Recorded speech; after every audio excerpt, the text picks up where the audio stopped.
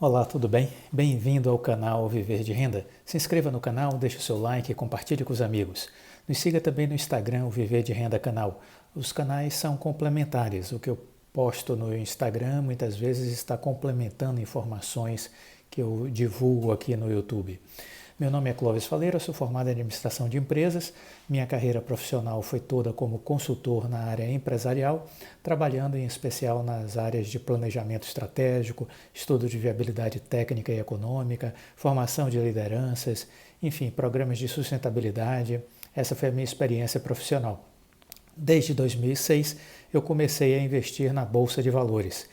E esse canal Viver de Renda, eu acabei criando ele com o propósito de compartilhar com vocês as minhas experiências, as coisas que eu fui fazendo ao longo desses 14 anos, o que deu certo, o que deu errado, e de alguma forma mostrando para vocês as lições que eu aprendi, as coisas que eu acredito, porque dessa forma imagino que esse conteúdo possa ser útil a você, lhe ajude a refletir sobre as suas escolhas e fazer então melhores investimentos.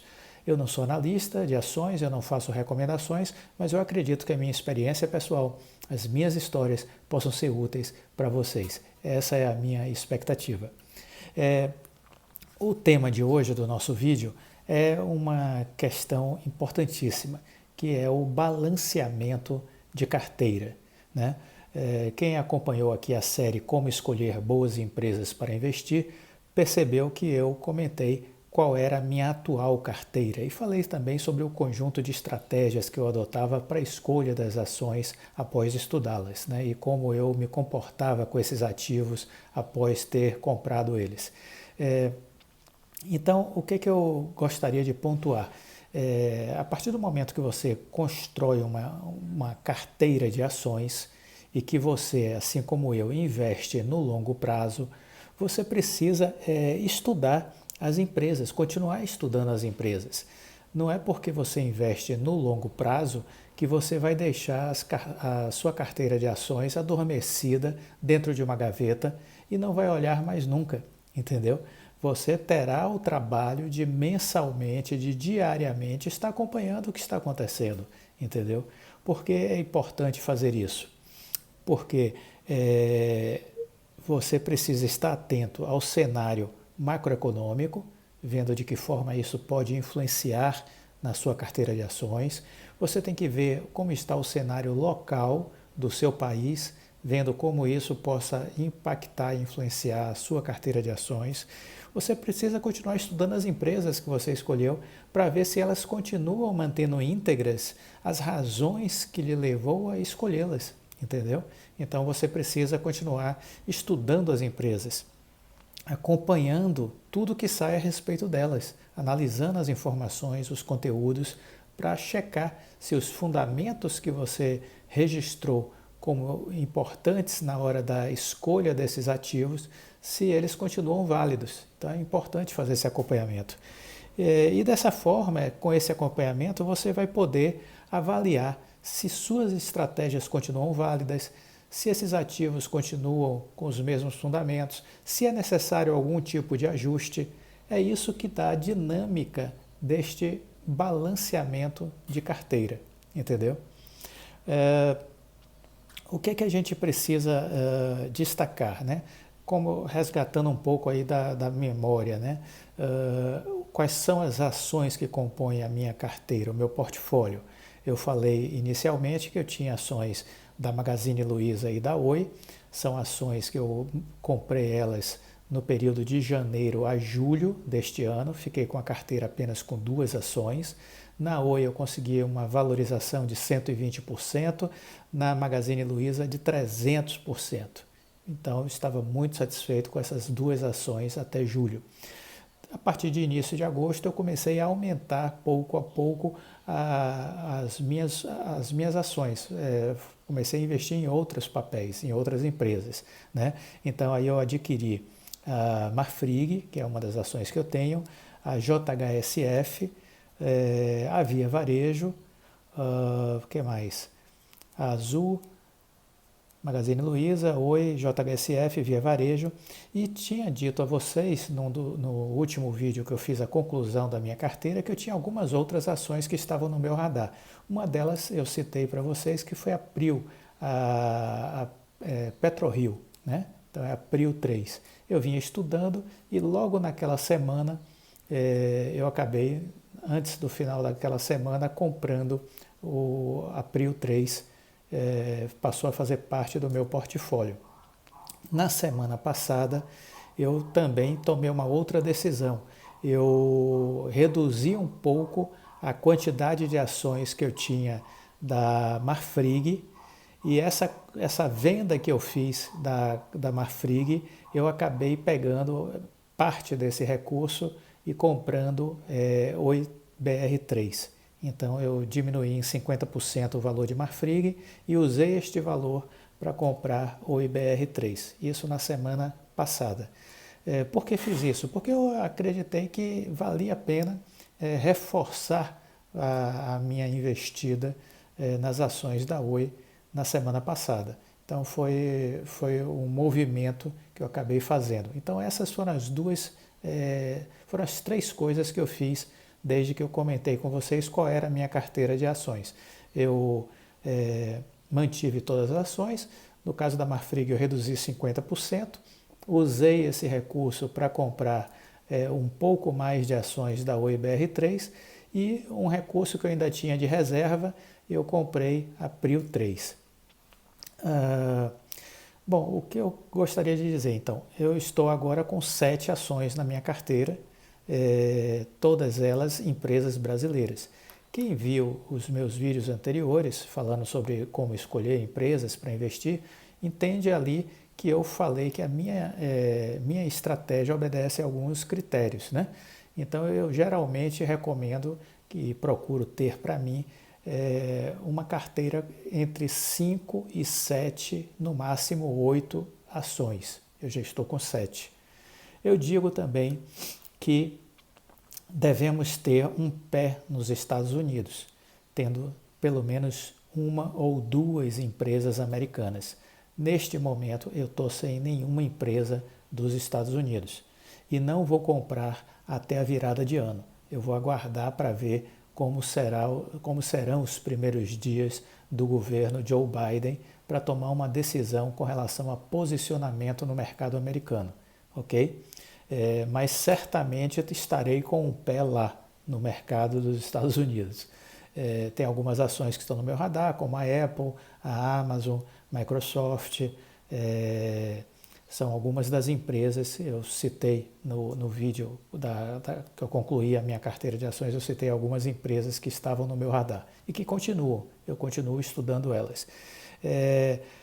Uma outra coisa que eu disse é que a gente deve ter, eu sempre defendo que a gente deve ter uma estratégia de ter 70% do capital alocado em ações e 30% em liquidez, ou seja, em dinheiro e um fundo de renda fixa, não porque eu acredite que o fundo de renda fixa seja estratégia de investimento, mas é porque eu enxergo ele como um fundo de reserva para novos investimentos.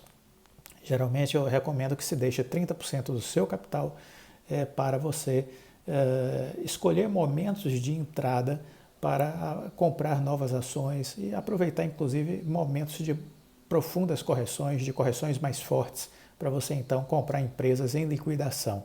É assim que o Warren Buffett faz o seu dinheiro crescer ao longo do tempo, de forma muito acelerada. É sempre ter um dinheiro reserva para ir às compras quando tem essas quedas mais fortes da bolsa. No momento de queda, não é para ter medo, é para ter coragem. É para ir às compras, entendeu? E escolher as boas empresas, obviamente, não é para comprar qualquer coisa, não é porque ficou barato que vai comprar, né? Então você vai comprar boas empresas, que você acredita no seu potencial, que você já estudou, aí você olha, pô, tá barato, vai lá e compra, entendeu? É assim que você utiliza esses momentos de correção. Nesse momento, eu estou 100% aplicado. A reserva que eu tinha eu utilizei na semana há cerca aí de 15 dias, sei lá, foi quando eu fiz aquele vídeo, né, da conclusão da carteira. Ali eu utilizei o restante do dinheiro que eu tinha em liquidez para comprar as ações da PetroRio. Então, nesse momento, eu estou 100% na Bolsa. E por que eu estou 100% agora na Bolsa? Porque eu resolvi acreditar que haverá um rally nesse fim de ano com relação às altas das ações.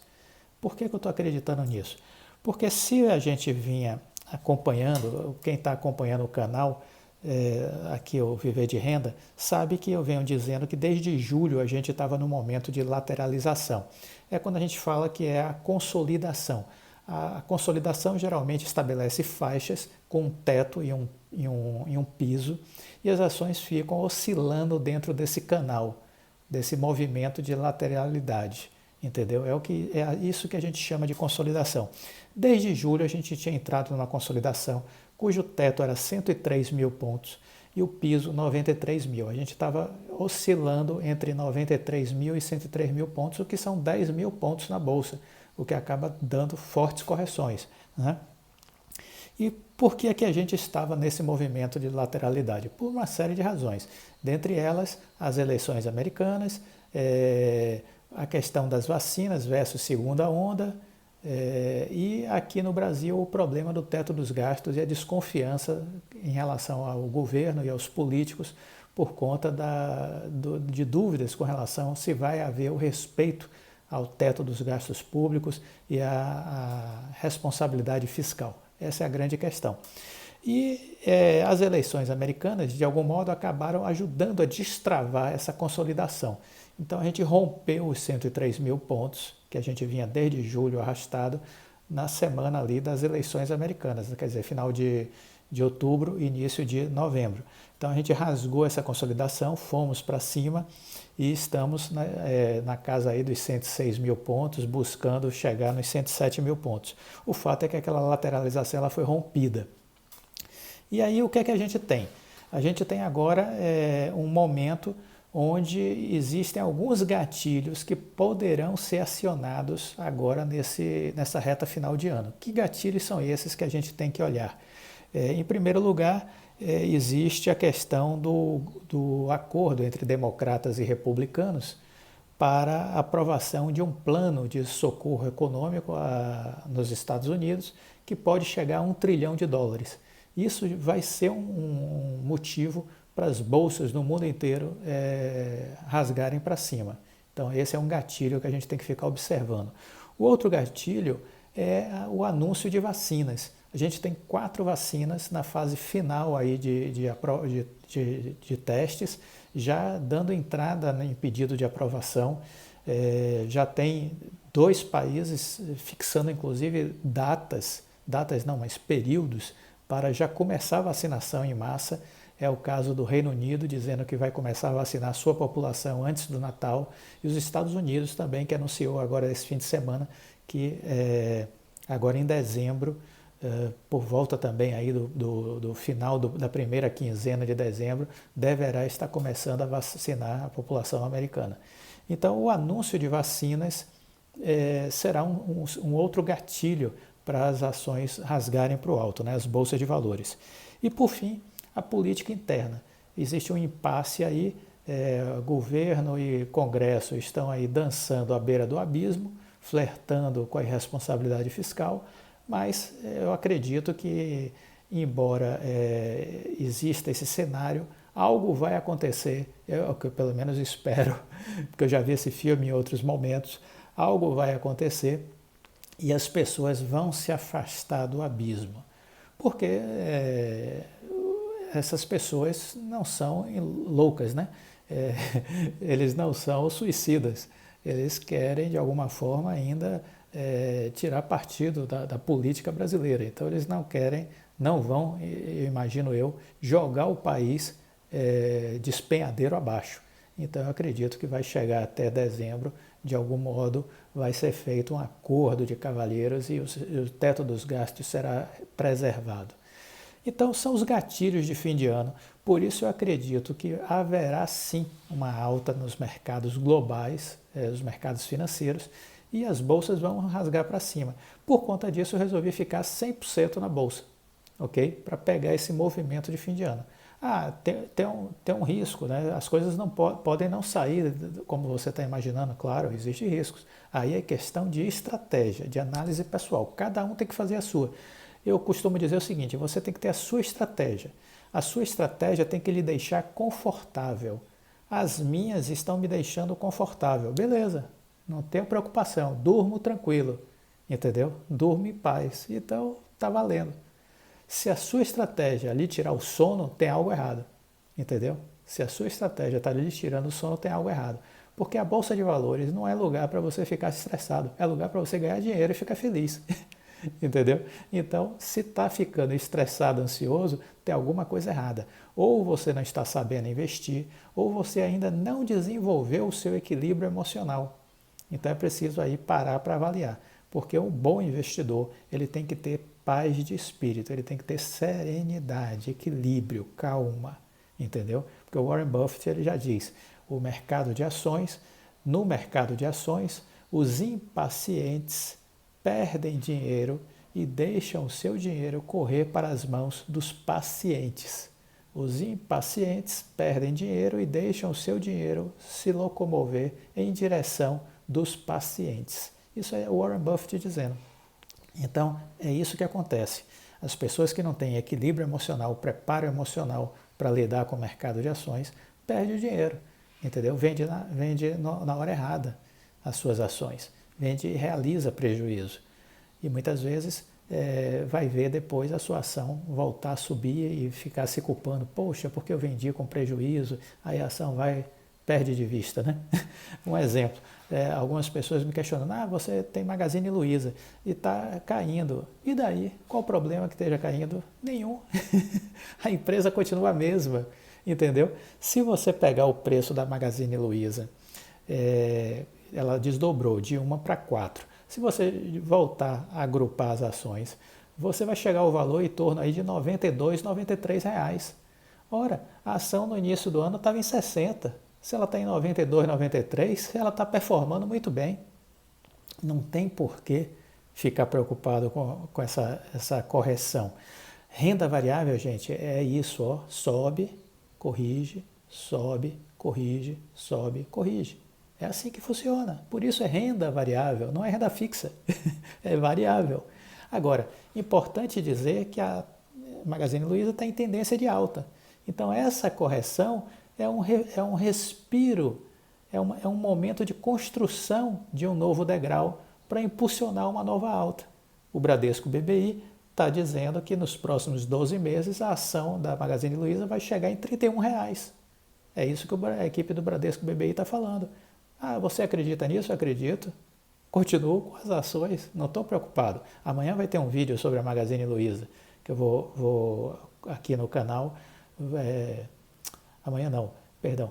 Na terça-feira teve amanhã é sexta. Na terça-feira teve um vídeo sobre a Magazine Luiza, mostrando exatamente a visão do CEO da empresa, né? Então ali o CEO da empresa está falando o que é que ele enxerga na Magazine Luiza, qual é a potencialidade que ele está enxergando sobre a Magazine Luiza. Então a gente tem que ficar calmo, não pode ficar nervoso, não pode ficar preocupado, né? Então vamos ter tranquilidade, A Azul foi uma aposta de risco que você fez? Foi uma aposta de risco, mas os fundamentos da empresa eram bons. Ela apenas tinha sido impactada pela pandemia, entendeu? Ela apenas tinha sido impactada pela pandemia. No vídeo do Café com Ações de quarta-feira, eu comentei sobre